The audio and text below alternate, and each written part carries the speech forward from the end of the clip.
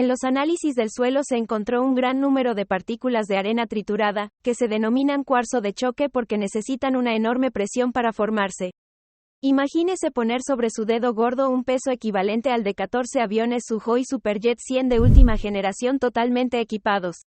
Junto con las partículas de cuarzo de choque se encontraron diminutos diamonoides, partículas microscópicas tan duras como el diamante. Se forman a partir de partículas de madera bajo la influencia de temperaturas y presiones muy elevadas.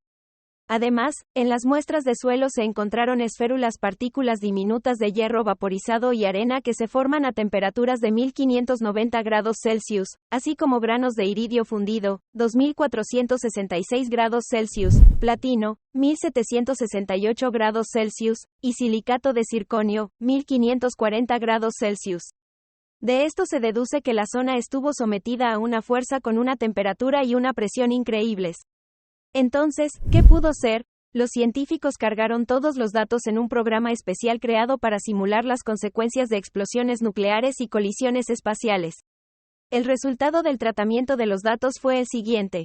La causa de tan increíble destrucción en la ciudad fue un pequeño asteroide como el de Tunguska, que cayó en 1908 y derribó unos 80 millones de árboles.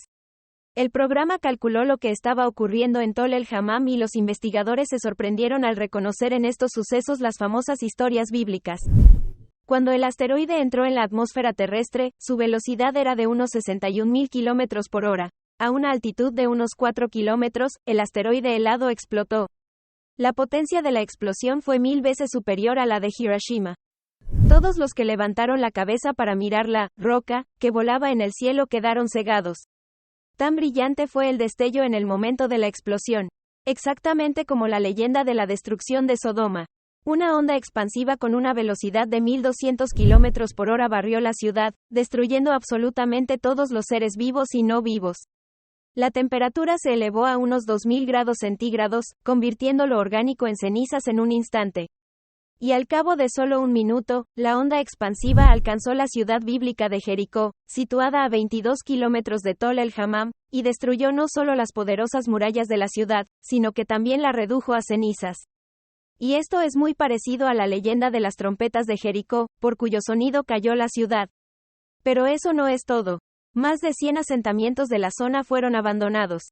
Se desconocen los motivos, pero los científicos han sugerido que, debido a esta catástrofe, las aguas saladas del Mar Muerto pudieron extenderse por la zona y cubrir el suelo de sal, haciéndolo completamente inadecuado para la agricultura. Los científicos calculan que se habrían necesitado al menos 600 años para arrastrar toda la sal. Era solo un pequeño asteroide. Minúsculo comparado con el que acabó con los dinosaurios, pero ¿cuántos de estos asteroides siguen volando por el espacio? En septiembre de 2021, se sabía que había unos 26.000 asteroides de distintos tamaños cerca de la Tierra. ¿Cuántos más se desconocen todavía?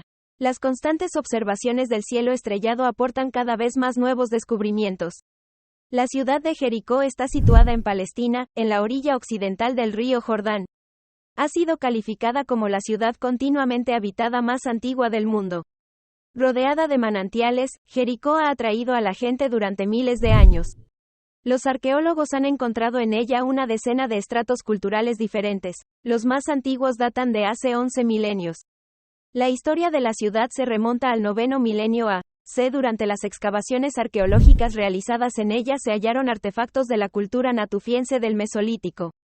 Los edificios conservados en Jericó figuran entre los más antiguos construidos por el hombre en el mundo. Son varios milenios más antiguas que las antiguas pirámides egipcias. En la época cananea era una ciudad rica y próspera, cuyos habitantes comerciaban con la sal del Mar Muerto. La ciudad de Jericó se menciona varias veces en la Biblia. La más conocida es la historia de cómo la ciudad fue capturada por los judíos. El protagonista es Josué, el sucesor de Moisés. Dios se le apareció y le ordenó cruzar el Jordán, entrar en la tierra prometida y tomar Jericó. La ciudad estaba firmemente defendida por enormes murallas. Tenía suficiente comida y agua para resistir un asedio de meses. Habrían sido necesarios años para tomar la ciudad, incluso con un poderoso ejército. Sin embargo, Josué lo hizo en pocos días, según cuenta la leyenda. Antes de asediar la ciudad, el héroe envió algunos exploradores a la ciudad. Para pasar la noche, los espías se refugiaron en casa de una ramera llamada Rab, cuya casa estaba en las murallas de la ciudad. Cuando el rey se enteró de que unos extraños habían llegado a la ciudad, les ordenó que los encontraran. Sin embargo, Rab les ayudó a eludirlo y a regresar sanos y salvos a Josué con la información que habían reunido. A continuación, el Señor se le apareció y le dijo lo siguiente, que los 7 sacerdotes lleven las 7 trompetas del jubileo delante del arca, y el séptimo día den 7 vueltas alrededor de la ciudad, y que los sacerdotes toquen las trompetas. Nabeen, habiendo conseguido tal apoyo, resolvió sitiar la ciudad. El séptimo día, tal como se les había ordenado, los soldados dieron 7 vueltas alrededor de Jericó, tocando las trompetas. Las poderosas murallas de la ciudad no pudieron resistir el sonido y se derrumbaron. El ejército entró sano y salvo en la ciudad y la destruyó. De todos los habitantes, solo sobrevivieron la ramera Raav, que había dado cobijo a los exploradores, y su familia. La expresión, trompeta de Jericó, se ha convertido en una fraseología. Significa un sonido muy fuerte, ensordecedor.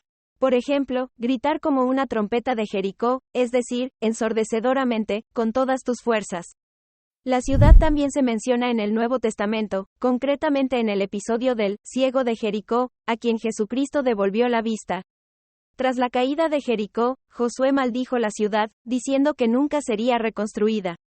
Sin embargo, la profecía no se cumplió. La Jericó moderna es una ciudad habitada y la capital de la provincia del mismo nombre.